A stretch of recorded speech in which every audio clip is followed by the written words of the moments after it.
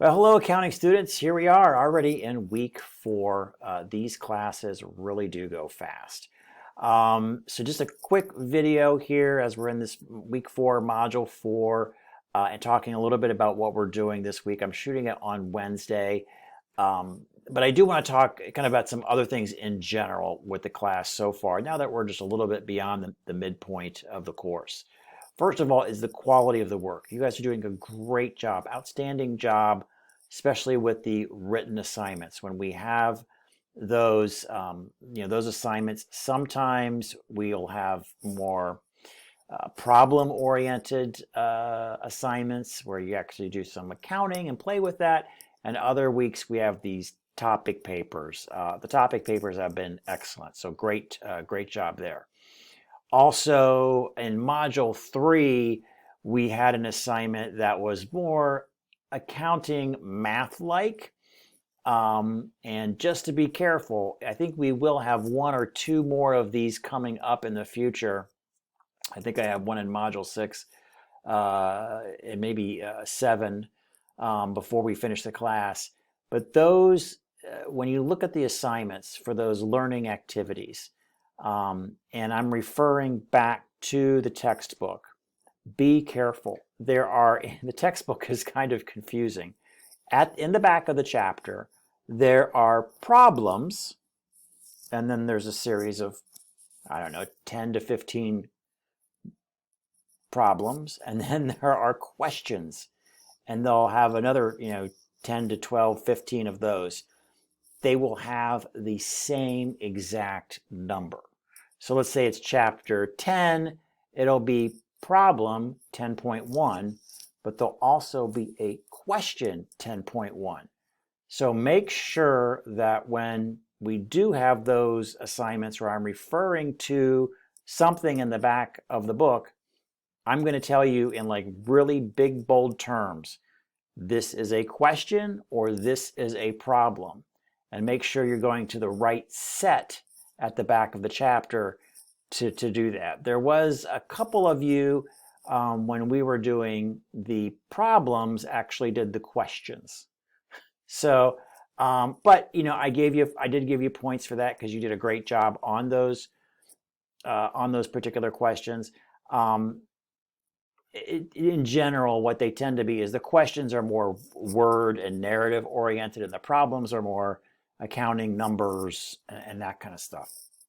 So just make sure, double check, make sure, is it a problem? Is it a question? Do I have the right section in the back of the chapter? And I'm looking at the right one. Okay, so there's that. All right, and then also a few of you are missing some assignments. So I've been doing this for a long time, 14 years, and there is one common theme. And that is letter grades are lost with missing assignments. If you do all of the assignments and you put in good faith effort, you're going to get a great grade in this class. If you are missing major assignments, maybe a midterm, that's 100 points. You're already a letter grade down. And then if you start eroding that other letter grade just through not getting full 100s, you could be looking, in C territory very quickly. So what you want to do is make sure you get every assignment turned in. I do accept late work. There is a small deduction on points just to be fair to other people that have turned it in on time, but ultimately I want you guys to complete those assignments, because through the completion of the assignment, you're actually, learning. Even if you're looking it up in the book or what have you, you are exercising those muscles in your brain a little bit and letting some of that, content seep in and be a little bit more sticky in your memory. So I do want you to do those assignments. So don't let it, if you see like, oh geez, it's been a couple of weeks, he's not going to accept it. Yes, I will accept it. So make sure you get those in. I'll take late work right up to the very end of the class. So if it's, as long as it's in that Dropbox Sunday at midnight when the class ends, I'll go back and grade it and I'll add those point totals. Again, where I see students, not get the grade they want or wish they could get is because they're just missing you're missing complete assignments. Okay, so there's that late work. All right, let's just jump into real quickly. We'll jump into this week, and then we'll be done with the video. This week we've got again a regular learning activity and a module quiz. I believe this week's learning activity is a narrative. Oh no, sorry. This week's activity for module 4, I'm sorry, is a question. And again, look here, it's question, not problems. Okay, so make sure you're doing the question set. Okay, questions tend to be more written narrative. So go back, find these numbers, and when I say, 1, 5.1, 5.2, 5.3, all components, the AB, if it's A, B, C, D, you got to do all of them to get all the points. Okay, so that's this for the learning activity, kind of just what we talked about. Make sure you're doing the questions and not the problems. And sometimes it's the other way around, but just make sure you read that. Another thing to draw your attention to is this case study. Now I see one of you has already completed it and turned it in. Awesome, that is great.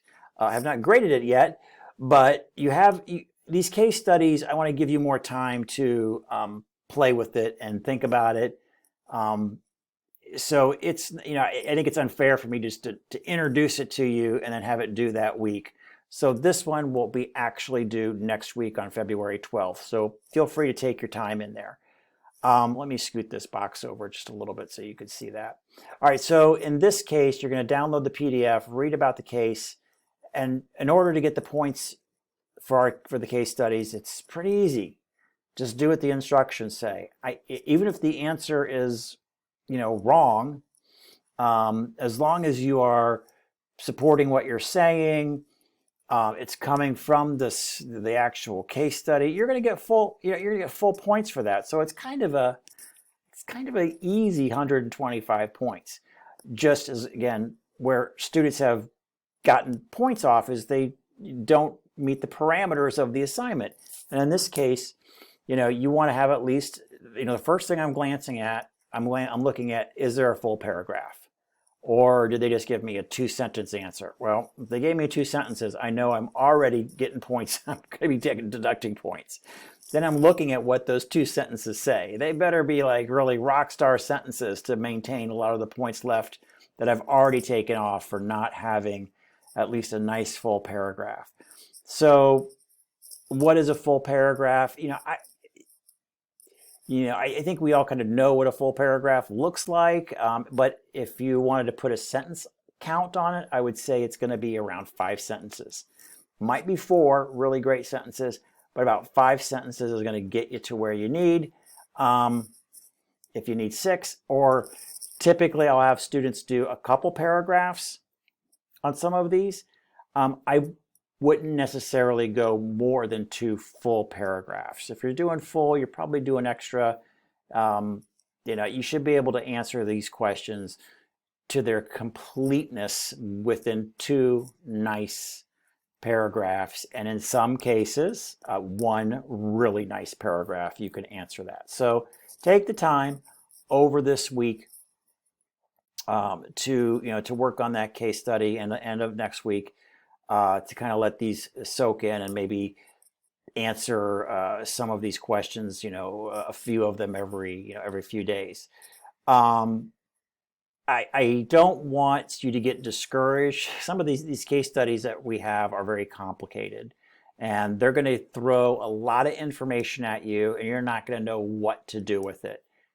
Don't freak out. If you've never heard of the concept or we haven't introduced it yet, I don't expect you to be incorporating that into your answers. So don't worry about that. These case studies are written at the graduate level, but they're also used at undergrad. So they're for they can be used in a lot of different areas, but we're just extracting kind of where you're at this point in the course. So don't be too distraught when you see things that you've never even heard of in some of these case studies yet.